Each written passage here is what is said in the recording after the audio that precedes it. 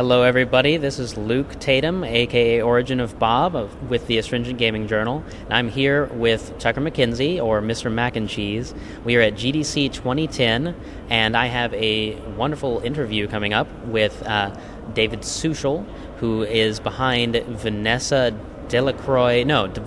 Saint-Pierre Delacroix and Her Nightmares, which is a new game that's been in the Indie Pub third Indie Challenge, I believe. And so it's a really exciting game. We've gotten to play it on the floor a little bit and talk to not only him, but some other developers. So hopefully we'll get some coverage of them too. But here we go, interview. Now, this is not your first game, right? This is, you said fourth or fifth? Okay. Yeah, kind of my fourth official release. I started back in 2005 with an action puzzle game called Orbles that was a miserable failure in terms of, marketability, that sort of thing. So it didn't make a lot of money, but I did learn a lot from it and kind of took my knocks and figured out what I was doing right, what I was doing wrong, and continued refining the process. And prior to Vanessa Saint-Pierre Delacroix and Her Nightmare, I put out a game for Xbox Live Indie Games called Snail Shot Torpedo. It met with mixed reviews, but again, we used that as kind of a learning process, a jumping off platform for our next project. And I guess this time we've done pretty well. We've been selected as a finalist in Indie Pub's contest, and we'll find out this afternoon which award we won. So. Right. We're looking forward to that, definitely. Now, I do want to talk about a little bit of your background, I guess. Now, you said that you worked on Orble, and then that's what got you your current job at DeVry, right? Yes.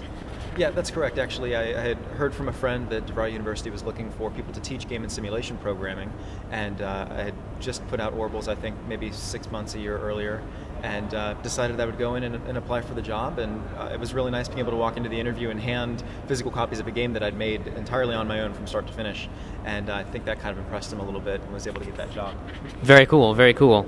Now, you teach, is it a lot of classes? Are you just kind of a very part-time, or is this a very full-time thing for you? It's definitely a very full-time job, yeah. I teach 68 credit hours a year, so it's full-time, and then another full-time adjunct load on top of that. So I stay pretty busy.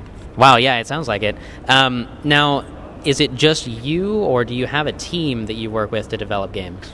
The last two games, Snail Shot Torpedo and Vanessa, were both developed under my Bad Pill Crow label, which is a company I started back in 2008, and I'm the only member of the company. But what I do is I contract with other people to provide content such as artwork and animation and music. So on Vanessa, I have a team of about 6 people altogether. I did the design, the programming, writing, some of the voice acting as well, and then I have 2 artists who have provided all the illustrations, the animation. I have 2 excellent musicians that have done the really cool music in the background, a couple of voice actors, and an additional programmer. So it's a good team, I think. We've done well. Very cool, very cool. Yeah, it sounds like you've got some good collaboration going on, and obviously it's doing well for you since you're getting so far with things. Now, could you talk a little bit more about Vanessa and maybe the inspiration for that? A lot of people have asked me that, and it's kind of funny because this is the first time this has ever happened to me. I've been developing games since I was a young kid. I guess I started in like 4th grade making games, and I actually woke up one morning back in February with the name of the game and the entire concept fully fleshed out in my head, which was the first time that's ever happened to me. And I know it sounds so strange, but I decided that morning that I would start working on it. And after about 4 weeks, had a rough prototype of the game and determined that the mechanics were fun enough and that I thought there was enough potential that I decided to throw myself into it wholeheartedly. And 6 months later, we're just about finished with the PC version. Wow, and you do have your students test your games as you're working on them, is that right? Yes, my students are an integral part of the development process. What I like to do is once I have a game that I feel comfortable showing to people, I'll bring it in, and maybe after class I'll pull some students aside and say, like, hey, do you want to see what I'm working on? And they provide excellent critical feedback. I mean, they're students, so this is really their passion, and they want to know more about games. But for them, I think it's kind of fun to try to break the professor's game.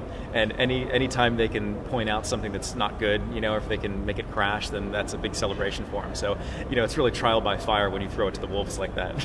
Maybe get some extra credit in there too, or? Never, unfortunately. They know me too well. Yeah. Okay, you're too harsh. I understand. Now, how long has this been in development? Since about February. It's been 6 months or so. Okay. Now, you mentioned that you have a couple of people working on the soundtrack to the game. First of all, what inspired the choice of style for the soundtrack?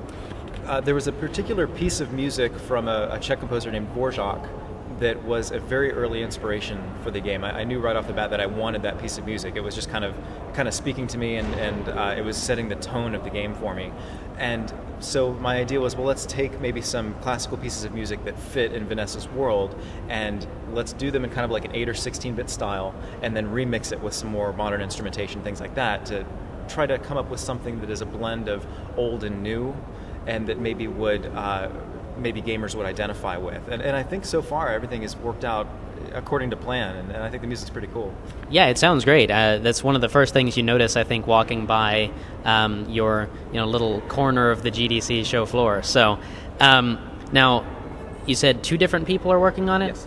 And what are their names? Matthew Santiago is one of my students, and he created some original music for the game, which you hear in the menus and the cutscenes, and then he transcribed some classical music as well. And so he provided kind of like the spine of the soundtrack. And then I have a friend, Matthew Cam, who is a local musician in Orlando, who goes by the name of Telethon, and he went and remixed those classical pieces, which you hear playing in the game. And it sounds pretty cool. Yeah, it does sound very cool, like I said. Now, do you have any advice for maybe some up-and-coming game developers or anything like that? I guess the only advice that I would really say is approach game development as though you're an artist. And I know there's kind of games are a business, and obviously it's about making money for most of the industry. But I think that as developers, we should maybe think of them a little bit differently, right? And so what I would encourage people to do is, if you're getting into game development, do as many sketches as you can, right? If an artist is going to make a painting, they do a lot of research and they do a lot of sketches to figure out how they're going to compose it. And once you've done enough of those sketches, then maybe that painting will become evident to you, and you can take one of those and flesh it out into something else. So that's kind of how I operate. I may have 3 or 4 games in development all at the same time, and not all of them will go somewhere, but they're research for those bigger projects that then sometimes do pan out. Sure. Now, you are planning on having some more levels and things for Vanessa, right? Yes. Currently, there are 36 levels in the story part of the game, and that will take most gamers about 2.5 to 3 hours to complete. But there are also hooks within the game for downloadable content. And currently, we have 4 levels online that if you're playing the game and you've exhausted the story part of it, you can go and play those. And we're hoping to expand that by the end of the year with maybe an additional 8 levels. So we're looking at 48, 50 levels maybe. So. Sounds good. Now that Vanessa is finished, you're going to obviously work on some levels, but then do you have any plans in place for a future game after that? Well, yes, of course. I'm always kind of working on different ideas, so I've got a few games that I'm kind of excited about, and we'll see if they pan out. Right now, they're just kind of in the early conceptual stages. Okay, and Vanessa is going to be coming to PC and the 360, or is that correct? Yeah, the original plan was to develop the game as a PC game and then adapt it to the Xbox Live Indie Games section. And that still is tentatively the plan, but of course, being selected as a finalist in this contest has kind of changed things a little bit. So we're just kind of waiting to hear maybe what some other companies think about it and where they think we should take it, and maybe work out a deal with them. That sounds great. We wish you the best, of course. It's a wonderful game. Looking forward to finally finishing it. The last few levels are definitely brutal, but thanks a lot for the interview, and we'll keep in touch, definitely. Thank you very much. Appreciate it.